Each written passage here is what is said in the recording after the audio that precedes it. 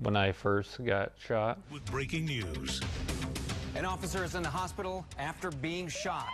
Suffered a shot to the head, effectively ended his career as a police officer. That was a January day Officer Aaron Pearson and his wife Amanda will never forget. I start to get emotional when I think, you know, what we almost didn't have. Aaron had been shot in the head, responding to a report of suspicious behavior.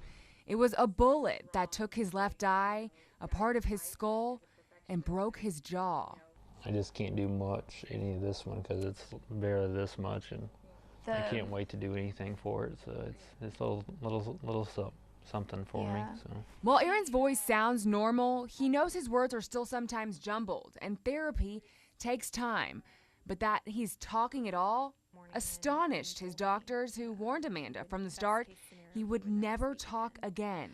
That was when I got very sad for my kids. I've heard him speak, and I've heard him tell me he loves me, and I've heard him say all those things, but our daughter would not have known his voice and known him, and it just would have been really different. And even our son, being 3 years old, he's had 3 years of daddy, and I don't remember when I was 3, you know, very, very small details. And so I was worried that they would not know the Aaron that I fell in love with.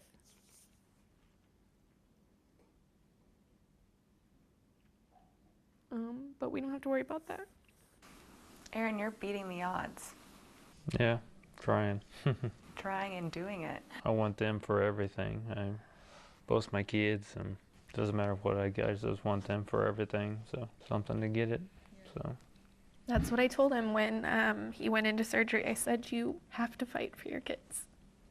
2 days after surgery, Amanda took their 3-year-old son and 8-month-old daughter to see their dad.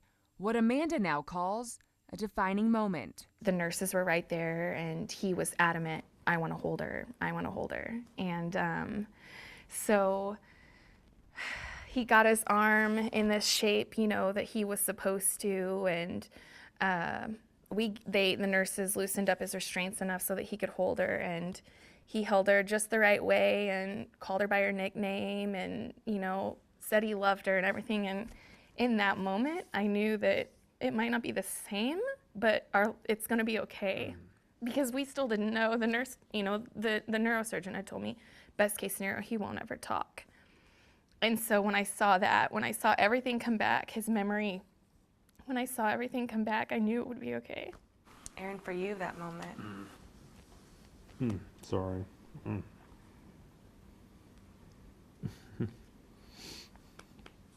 I'll do it and say you go ahead.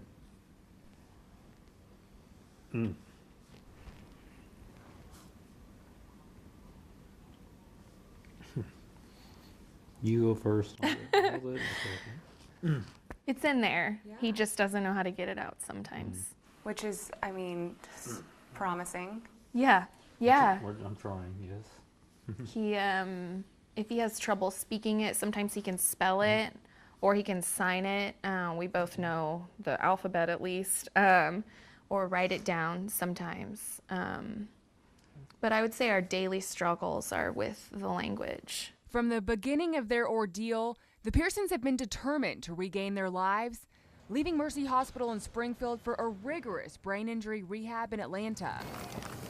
It was an emotional send-off from the Springfield Police Department. They're all been awesome for me. I wish I could have every time for them, because I love everyone from them. I like all of them. So I want them all to see that I can still know what I have, and see them again, everybody. So I want them again, because they've been awesome.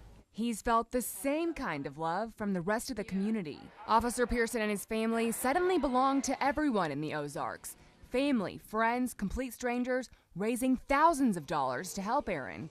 It was a while, though, before he realized just how much everyone thought of him. Everyone's done good for me. They've been awesome. So it's me. They did so much, I can't. We can't say thank you enough to our community for everything they've done. We've had kids empty their piggy banks for Aaron, and people give, you know, insane amounts of money just because they feel like that's what they need to do and how they can help. It's awesome, you know, that we don't have to worry financially right now. And we can focus all of our attention on our family and healing. Now, back from Atlanta, the family's adjusting to a new reality. And coming back, hearing my doorbell ring for the first time again, when we had friends over, gave me a little bit of anxiety. We had to disable the doorbell for a little bit and just let everybody know not to ring the doorbell. It's the doorbell that rang that night when officers first delivered the news that Aaron had been shot. But it's an old nightmare Aaron and Amanda are determined to put behind them as their family focuses on a future full of hope and the best kind of therapy in each other's arms. They're awesome. They've been doing more for me. They're just good for me. Everything I had to do, anything, they help me. Yep, and he's already changing diapers. Yeah, and they're just, yeah. Yep. I love everything about them, and they're good. Good. We have a lot more time to spend with Yeah. him now, and we're taking advantage of it. Yeah.